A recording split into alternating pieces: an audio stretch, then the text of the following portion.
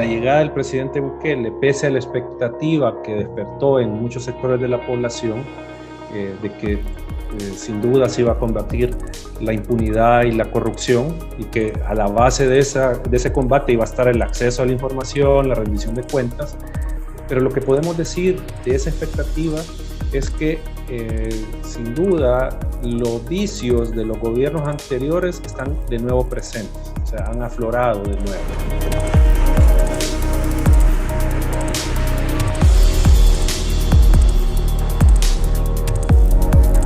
Lo que queremos garantizar es que los fondos que se están gastando se inviertan donde dice que se están gastando, y que también estas obras, bienes o servicios que se están adquiriendo perduren en el tiempo y no hagan un acto de magia que desaparezcan. No tenemos las obras y tampoco están los recursos.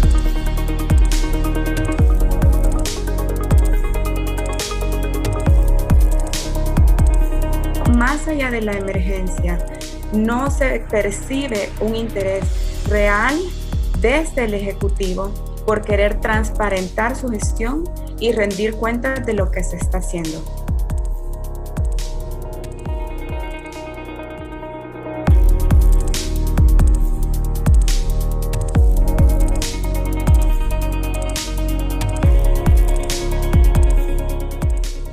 Transparencia.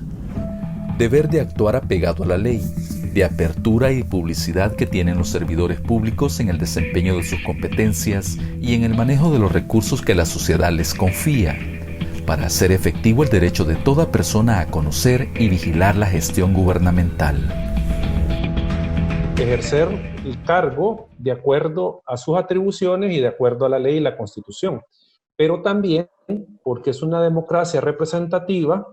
Este representante del pueblo tiene que rendir cuentas al pueblo de lo que ha hecho, de lo que ha ejecutado. Entonces, al hablar de esta genérico rendir cuentas, esto involucra una serie de conceptos que tienen que ver con transparencia, acceso a la información y la misma rendición de cuentas. Entonces, en esa medida, el sistema democrático representativo tiene a la base el hecho de rendir cuentas.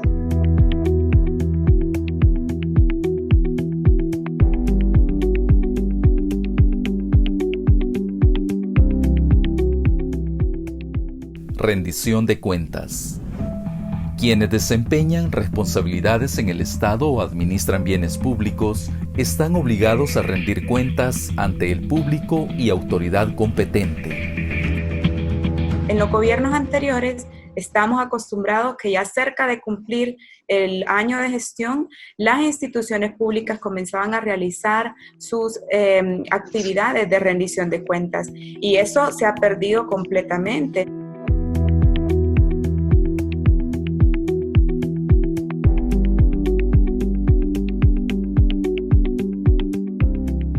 De un total, digamos, de 16 agresiones a la prensa que se registraron durante la administración, el último periodo de la administración Sánchez Serén, hemos subido a un total de 61 agresiones durante el primer año de gestión de la administración Bukele. Esto implica que prácticamente se cuadruplicó la cantidad de agresiones.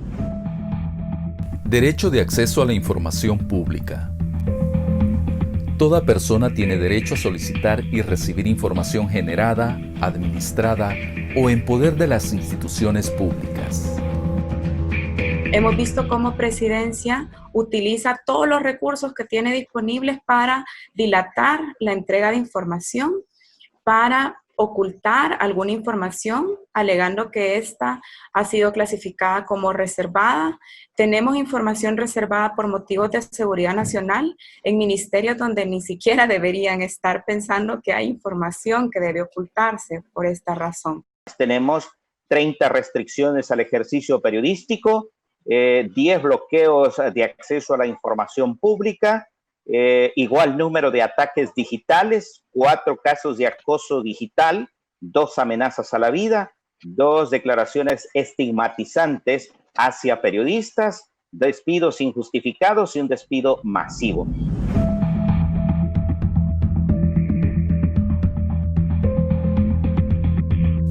La pandemia sanitaria del COVID-19 develó en El Salvador, además de las vulnerabilidades estructurales, políticas y actitudes antidemocráticas que de alguna manera ya se habían evidenciado con la llegada del nuevo gobernante de Casa Presidencial. El derecho de toda persona a la libertad de expresión, que comprende buscar, recibir y difundir información mediante la construcción de una nueva cultura y marcos normativos que garantizan ese derecho, fueron puestos en pausa con la cuarentena. Considerando que en situaciones de emergencia, los riesgos para que se den malas prácticas, hablemos de corrupción principalmente, pero también de ineficiencia. Si yo no brindo información y si yo no transparento lo que se está haciendo, el riesgo que el dinero que se está invirtiendo en cualquier acción se use mal es muy alto. Han suspendido los plazos, este último fue por 10 días más.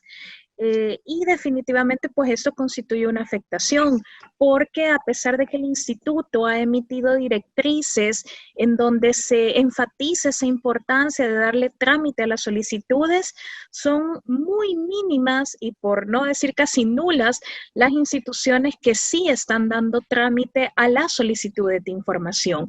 Entonces esto de alguna manera conmina a que definitivamente la ciudadanía esté desinformada, que no se tenga una rendición de cuentas de estos fondos especiales que se están aprobando, que no se sepa en qué están invirtiendo, por ejemplo, las alcaldías, que no se sepa en qué están invirtiendo los órganos ligados al Ejecutivo. Uno de los señalamientos contra el gobierno ha sido la falta de información para conocer cómo se ha decidido, cómo se ha contratado, a quiénes se ha contratado y qué montos se han pagado en la subcontratación de servicios ligados a la emergencia y al trabajo del Ejecutivo. Pero por el contrario, lo que se ha visto tanto de parte del Ejecutivo como de parte de la Asamblea hasta estos últimos decretos es que la transparencia no la ponían dentro de las prioridades de los derechos fundamentales a proteger. El ente garante del derecho de acceso a la información ha experimentado los signos de retroceso en el Ejecutivo en cuanto a permitir a los ciudadanos el acceso a la información. Sí se ha advertido que ha existido alguna resistencia quizás mayor al momento de recibir las resoluciones del instituto porque precisamente se ha advertido, bueno, un uso quizás mayoritario de la etapa incidental. Esto es principalmente utilizar las recusaciones como una forma de que no se entreguen la información, inclusive la dinámica a partir de, y esto me atrevería a decirlo que a partir del nombramiento del excomisionado Juan Carlos Turcios fue empezar a recusar a todos los comisionados o comisionadas que estaban conformando pleno.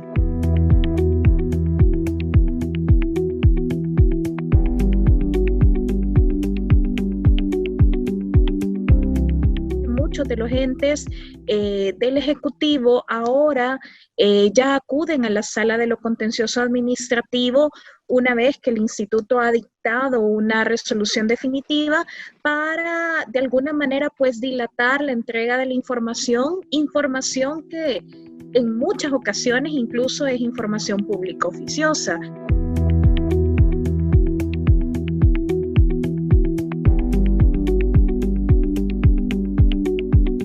Estamos analizando la información que ya nos fue proporcionada y a raíz de este análisis van a venir dentro de la etapa de ejecución, hay una etapa de comunicación de resultados preliminares. Esos resultados preliminares por el momento todavía no los tenemos, estamos trabajando en ello y cuando ya se tengan, pues se deben de comunicar a la administración. La información sobre el uso y manejo de los fondos en la atención de la pandemia ha sido escasa desde el Ejecutivo. Sin embargo, a través de la Corte de Cuentas conocimos alguna de esa información.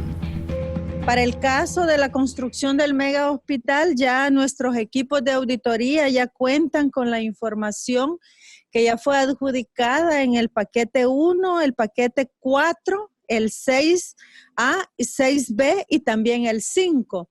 Esos paquetes de adjudicación y de contratación que se han realizado ya están siendo analizados por nuestro equipo de auditoría a efecto de poder ir determinando ya los montos que se van gastando. Inicialmente teníamos ya arriba de 13 millones que se habían adjudicado ya en estos paquetes. Según la información recopilada por el ente controlador en el marco de las auditorías especiales, desde que se decretó la pandemia a finales de marzo hasta el 30 de abril, tuvieron acceso a la siguiente información. Hospital Cifco, $13 millones se han invertido en el Hospital Cifco o El Salvador. Mesa de crisis, $5.905.200 para el pago de hoteles, hostales y alimentación para los centros de contención. Estos fondos provienen de FOPROMID y $1 millón para ese mismo fin, pero de fondos GOES. Compra de insumos médicos, $25 millones, fondos provenientes del IS. Equipo médico hospitalario para el Cifco, 20 millones con fondos IS. Equipo de protección y consumibles para el MinSal, $5 millones tomado del fondo de emergencia. Adecuación de infraestructura, adquisición de bienes y servicios y pago de incapacidades, $5 millones. En la entrega del bono de los $300, se invirtieron $337.785.915, que benefició a 1.125.953 personas. Los fondos fueron tomados del presupuesto de FOPROMID. En la entrega del bono de los $150 destinados a las personas que atienden la pandemia, se invirtieron $5.733.450. Estos fondos fueron tomados del gobierno central, del Fondo de Actividades Especiales de la Fuerza Armada, del MinSal y del presupuesto de cada hospital. Sobre lo invertido en la entrega de la canasta de víveres, los auditores se encuentran en la recopilación de la información. Lo que respecta a las donaciones, Corte de Cuentas ha verificado hasta el 30 de abril lo siguiente: $105.441.79 donaciones recibidas por el MOP, $52.340 donaciones gestionadas por el MOP. Donaciones recibidas por Relaciones Exteriores, $43.392.586. Donación recibida por la Dirección Nacional de Medicamentos, $898.113. Donación en medicamentos al MinSal por $89.399. En insumos médicos por $348.357. Suministros generales por $3.050. En inmobiliario y equipo por $36.796. El total de donaciones hasta el 30 de abril, que había sido cuantificado por la Corte de Cuentas, es de $44.748.357. Que Corte de Cuentas puede ser transparente, puede ser eficiente.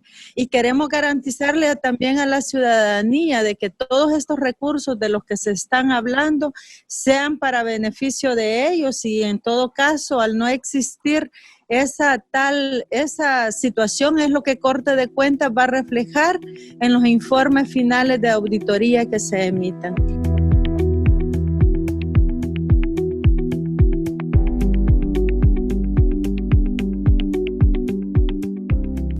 La prensa, como uno de los sectores que realiza labor de Contraloría de la Administración Pública, ha revelado algunos conflictos de interés en los que se han visto involucrados algunos funcionarios de la Administración Bukele.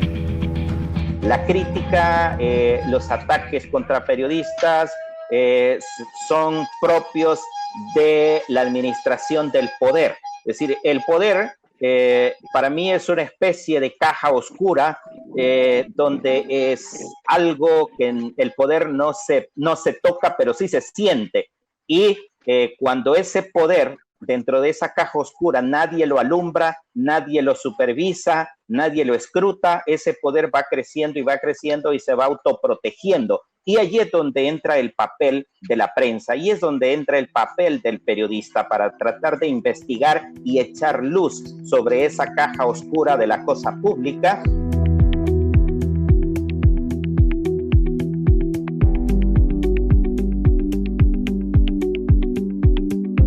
El papel de la prensa es cuestionar, el papel de la prensa es pedir información, el papel de la prensa es alumbrar donde puede haber indicios de algo oscuro, de algo raro, es preguntar. Y muchas veces esas preguntas no van a ser del agrado de los funcionarios públicos, eso es natural, pero para eso son los funcionarios públicos, para eso fueron elegidos, para administrar la cosa pública y para que la ciudadanía haga contraloría.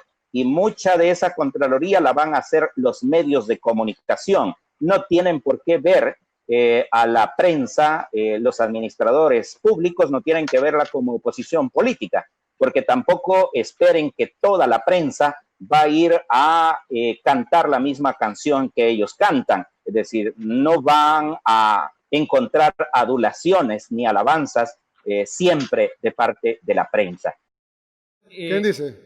¿Tú? La Asociación Nacional de la Empresa Privada es el nombre. Pero yo tengo empresas privadas y no me siento representado por la NEP. Bueno, es posible, pero ellos son la gremial más grande del país. Entonces, en esa... Ni siquiera son una gremial, son una federación de gremiales. Bueno, de hecho, ellos no tienen miembros directos. Sus miembros son las gremiales. Ellos no tienen miembros directos. Más allá del no hay ni una sola empresa miembro de la NEP. La prensa tiene que visualizarse como...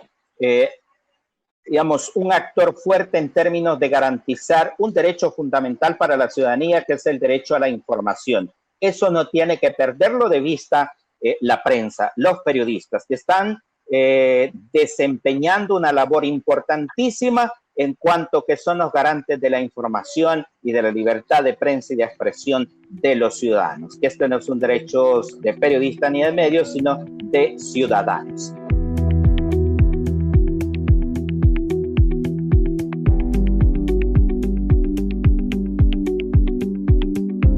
Una relación de este tipo, ya de un trabajo intersectorial, se tiene que construir, al igual que otras relaciones, con base en la confianza. Y el gobierno no estaba dando información como para que las organizaciones y las universidades confiaran a ciegas en lo que se estaba haciendo, es decir, para también ellos poder dar mejores insumos y recomendaciones sobre cómo utilizar los fondos, cómo distribuirlos, necesitaban información y no la estaban teniendo. Cuando la Asamblea Legislativa le aprobó al gobierno la búsqueda de créditos por $2.000 millones para enfrentar la emergencia a raíz del COVID-19, también creó el Comité de Fondo de Emergencia, Recuperación y Reconstrucción, ente responsable de la dirección y supervisión de todas las actividades del fondo. El comité fue integrado por un coordinador nombrado por el presidente, 5 ministros, un representante de la micro, pequeña y mediana empresa nombrado por la Cámara de Comercio, un representante de FUSADES, un representante de la ESEN, un representante de la UCA y un representante de la ANEP. 5 semanas después, los integrantes del sector de la sociedad civil renuncian ante la falta de información para la toma de decisiones, entre otros aspectos. Quien tiene información tiene poder. Entonces, estas sociedades que se han informado por medio de la ley, de las leyes de acceso a la información, de las rendiciones de cuentas de los funcionarios, tienen poder, se han empoderado y obviamente pueden ejercer sus derechos de participación política de una mejor manera, porque lo hacen informados. En este caso, es ciudadanía crítica, es ciudadanía que va a cuestionar el incorrecto uso de los fondos públicos o la incorrección en la toma de decisiones.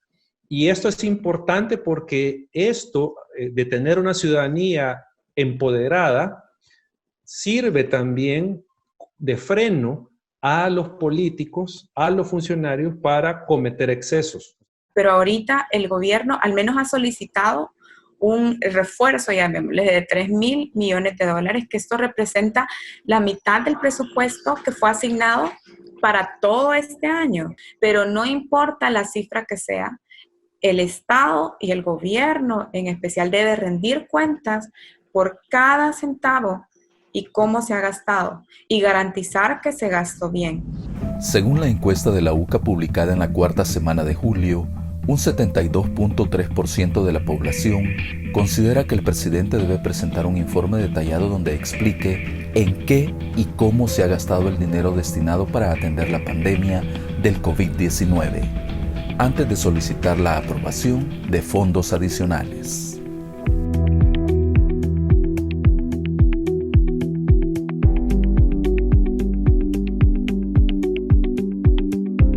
Cuando nosotros comenzamos a observar ciertos comportamientos, ciertas declaraciones, ciertas acciones, nosotros podemos llegar a una conclusión distinta, a la conclusión de que no ha habido un cambio respecto de lo anterior. O sea, estamos en la misma dinámica, comenzando, por ejemplo, con el incumplimiento de algunas de las promesas de campaña. Estamos hablando de, por ejemplo, dijo que iba a haber un comisionado de transparencia de la oposición. Ya va un año y no se ha nombrado. Se decía que una CICIES que iba a tener un impacto positivo en todos estos temas, ya está, pero no ha sido, digamos, ratificada por la Asamblea Legislativa, sino que ha sido meramente por un acuerdo del Ejecutivo. Vamos a ver si tiene resultados las CICIES positivos. En momentos como este es cuando más tenemos que activarnos para señalar lo que nos esté haciendo bien, no solo por criticar, sino más bien para procurar mejorar y reorientar los esfuerzos para que puedan llegar los recursos a aquellos que están necesitándolo más. Uno tiene que estar consciente que desde que asume como funcionario tiene un compromiso con la ciudadanía de rendirles cuentas de todas las funciones que uno ejerce en ese mismo contexto. Entonces, definitivamente la pandemia del COVID-19 ha sido algo inusitado, algo que nadie sabía cómo manejar, pero que yo creo que a medida que ha ido avanzando el tiempo se pudieron haber tomado algunas medidas en pro de la transparencia a efecto de ir poco a poco habilitando y también no mermando ese derecho a la ciudadanía. El Estado de El Salvador es suscriptor de acuerdos y tratados internacionales con el compromiso de promover la transparencia, la rendición de cuentas y el combate a la corrupción, aspectos fundamentales en una democracia.